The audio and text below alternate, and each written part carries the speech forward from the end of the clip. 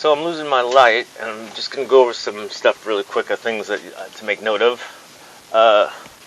Back here in the very back of the GMC, there used to be two benches, one on either side, and I took them out because they folded down into the most uncomfortable bed you could ever imagine. And so I got this really nice 8-inch thick memory foam mattress, queen size, that I cut down a little bit so it fits in here perfect. In the back you have this little cabinet here where I keep the fresh water hose that you can put out the window when you're filling. And I've got it set up so you can either push water in with a hose, or if you can't get to a hose, you can fill up the Sparkletts water jug that comes with it, bring the jug to the side of the vehicle, and suck it in with a fluid pump to your water storage tank. So that gives you kind of a better option, and then no mess with your water supply either. So it's all safe in here.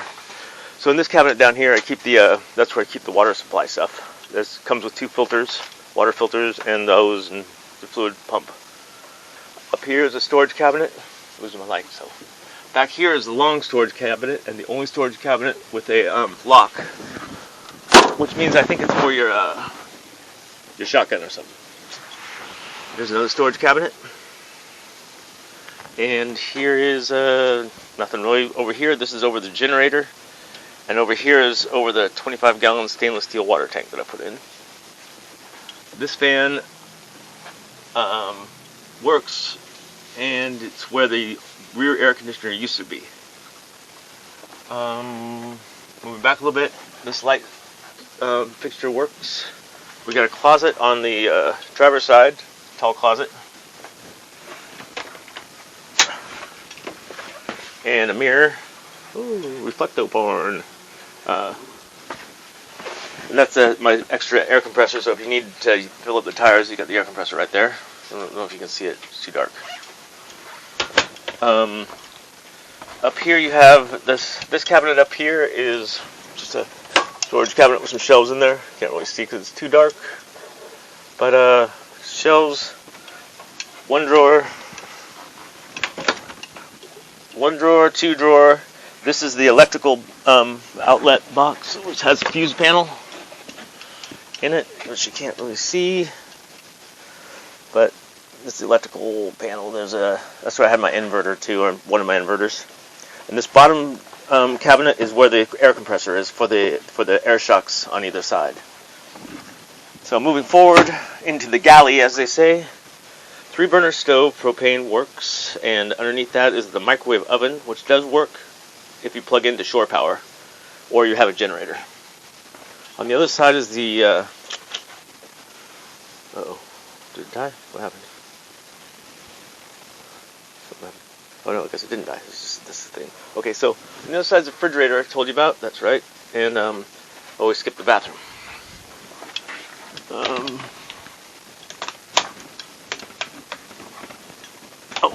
we go. So, bathroom's gonna be too dark to see, really.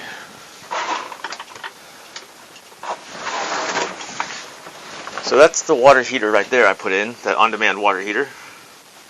The sink, toilet paper stuff, toilet, shower head, shower head right there, toilet, more mirror. There's a sliding mirror. There's storage behind that mirror.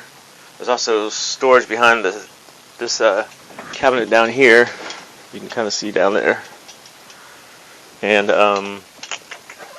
got lights on either side of the mirror. Well, you can't. That one's not turned on, but so that's the bathroom there. Shower curtains, a vintage 1978 original shower curtains. Very beautiful green and stripes. Oh, and the fan in here, my poop stink fan right there, that works fine. It'll work both directions. It'll draw air in or blow air out. Okay, now moving forward. From the galley, the bench have turned into bunk beds right now. So we got 2 single bunk beds, which are really quite comfortable. This is this cabinet over here is a little shallow cabinet, right when you come inside the door. That has the broom and stuff like that in there, some like kitchen stuff. Underneath that, you'll see the hookup for the vacuum cleaner. If you're plugged into shore power or you have your generator going, you can plug the vacuum cleaner hose there and it automatically turns the vacuum on. The vacuum cleaner hose is stored underneath the refrigerator, which you can't really see. But it works good. You can buy new bags for the thing at any GMC place. And moving on. So vacuum cleaner. This overhead strip lighting, I put that up so it's kind of better lighting than the stuff that came with it. I got strip lighting that goes over the cabinets all the way across the front. Kitchen sink works. It's double sink. You got drawer, cabinet drawer. Underneath the sink drawer, there used to be a furnace here, but really it looked like the kind of furnace that killed people. Propane furnace. So it was so old and crappy, rusty looking. I took it out, and I have a Mr. Heater Buddy that runs on the little canisters, those green canisters of propane you plug in there. And it works great. Heats up the whole place. So that's and it's way lighter. Okay, so these are the gauges that are supposed to tell you about your systems, and pretty much don't anymore. But the first one is the propane one, tells you how much propane you have, and it comes with almost a full tank of propane, because that one works. The other three gauges don't really work. How much poop you got in the poop tank, that doesn't work. How much water you got in the water tank, that doesn't work, because when I replaced the stainless tank, I didn't put a new sensor in it or a new meter level meter thing. And the voltage one just isn't connected right now, I don't think. But that probably could be connected easily. Down here is, here's your Skull bottle opener that you get free. Down here are the switches. This first switch does closest to the door, does the porch light, which works. Second switch does the light on the floor, that works. And third switch, I can't remember what that does. I can't see. It does something, but I'm not sure if it works. Oh no, that's that galley light, which doesn't work. And then this last one's the water pump. And I don't know if you can hear it, but it actually works. That turns on the water pump. When the water pump works, and pressurizes a little bit, you can come over and have running water. Whoa. Well, there's not much water in the tank.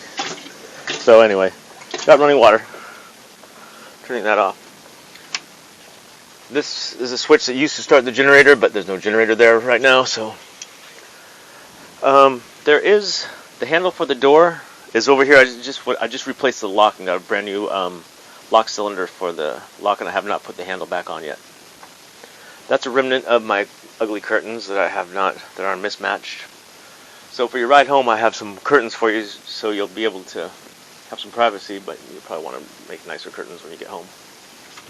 This window, the lower half of the door window, got broken in. When I got broken into, they broke it, so I replaced it with a nice thick piece of tinted plexiglass. It looks great. It's better than glass because I can't break it again. And I'd probably keep that if I were you. This window here, this slider window here, the window that slides also was broken in a separate incident of thievery. But and that one does need to be replaced because when I was putting it in, I cracked it there at the bottom. And it'll cost you about $40 if you want to do it in plexiglass, the same thickness. Personally, I would go up one thickness and spend the $70 and get the tinted stuff. And instead of doing the glass, $200 gets you the glass, or $250 gets you the glass. But I like the stuff that won't break, that they can't shatter if they're trying to steal it or anything. So anyway, that's up to you, of course. Cabinets overhead here. These cabinets are in good shape. Two big long ones. These cabinets over here, these long ones, aren't such great shape. These cabinets probably could need to be replaced or rebuilt. They work, but not all that great. And where are we now? Let's see. Okay, did bunk beds. This TV I put in for our road trip. A friend of mine pulled it out of the trash can. It works. It's got some little crack spot on it, but it basically works. And we just kind of threw it in there just for fun. And what was I going to tell you about that? Okay. But it's just hanging up there. I just turned it on so you'll be able to see it. I have up above here. Let's stop that from beeping. Okay. This was where the front air conditioner used to be, right there.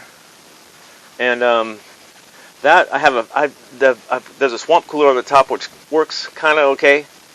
But to make it work better, I jammed a fan that goes inside of a car's radiator, a 12-volt fan, one of those ones that kind of blows the air through the radiator, up in there. And I just have it kind of temporarily wired, and it blows a lot of air. It cools this thing down really great without an air conditioner.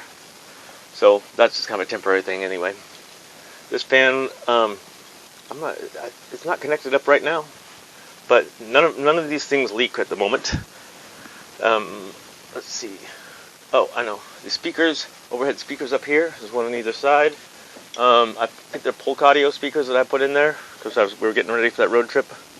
So it actually really sounds good in here. There's a subwoofer underneath the back bed, and then there's two stock speakers that are back up in here. Or maybe I replaced. Oh, I think I replaced those speakers too. Those aren't the stock speakers. One there and one there. So you got good speakers in your bedroom. You got good speakers midship. Where are they? Right there. And then let's see. Before we get to the front, we'll do the. So these the bunk beds convert to a bench. Oh, the TV just came on. The TV right now is a mirror image of what's on the stereo up front. That's an Android car stereo, so it works like an Android, tablet or phone, but it's a car stereo version of it. So it's pretty cool. It does Wi-Fi and everything. The way this works is it's held up by these seat belts that go up to the roof to hold that up. It is really comfortable. I think I said that already. Double bed does it. This, on the other hand, should probably stay a dinette because it folds down to a bed, but it's a really uncomfortable bed. And then you've got an uncomfortable bed and no dinette. This, the green plaid material that's covering all these, it's a little bit worn out. It's my first attempt at learning how to sew. So I've got these on here. It's not very professionally done, but it looks not too bad. And it covers the ugly green plaid that was stock. Let's see. Where else are we with this thing?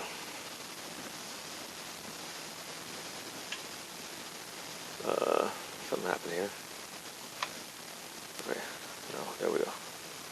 Okay. Back to this. And anyway, underneath this seat is where I keep my jack and my tire changing stuff, tire iron and bottle jack and blocks of wood for leveling it. You know, if you're parked on some weird things, weird angle, you can ride up on the blocks of wood to level it out. And you can access that from underneath right here. Right there.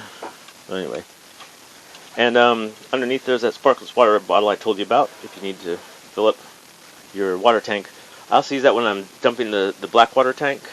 I can I just flush it out with that, dump that through the toilet. Clears it out better. And there is only a black water tank, there's not a gray water tank. I think it's 20 gallons. So under here you can see peeking out the old plaid, ugly upholstery. That's what was the stock. And that's the door handle. And underneath that seat is pretty much empty. Nothing really under there, so that's storage. Underneath here is a bunch of storage. There's a subwoofer underneath there. The homemade one that I made that sounds good. And then some green, like square things. Little green square boxes that you can pull out that has stuff in it that is handy. And the paint's there. The fiberglass repair stuff is there. And this thing will lift up so you can get to this stuff. Some extra hoses and stuff. The spare parts for the front end I told you about are also underneath the refrigerator where the vacuum cleaner hose is. Okay, moving up to the front. I've got the little hooks up here that I put all the way around the front for hanging a curtain on. These things, the lights on either side, the passenger seat and the driver's seat work. The little speakers don't. But you don't need them because I made these ugly speakers right here. There's one there. This is by the passenger seat. There's one that sits kind of underneath the front of the driver's seat down over here, and they sound great. This music, you can get music in here really loud, full, sounding great, no distortion. Hold on one second. So the latch to the glove compartment just broke. So I haven't figured out how to fix that yet, but I'm going to work on it. And yeah, so I'm going to work on that before you get here, I hope. The fan on the dashboard works. This is where the engine compartment comes. This thing lifts out, and then this carpet comes off. This was shag carpet here when I got it. And then you can pull up the plywood board that covers the engine. The seat pedestals have a little storage spot underneath each one, and both the seats swivel and turn around the other way. Horn doesn't work. Speedometer cable just broke. On the way over here, it broke, and so there's no speedometer. But everything else works. You got your dual fuel tank switch up here, and your battery boost. So if you're starting it, your start battery is low. You can hit the battery boost button, and it'll route the juice from your house batteries into your start battery, so it'll help you get started. The air conditioner, I have the belt off of the compressor pump in the engine compartment because the air conditioner doesn't work for shit. Even I spent $500 to have them make it go the best it could, and it was really disappointing. So I just took the belt off so I could get better gas mileage. Over here you got your lights and your windshield wiper switch, and that all works.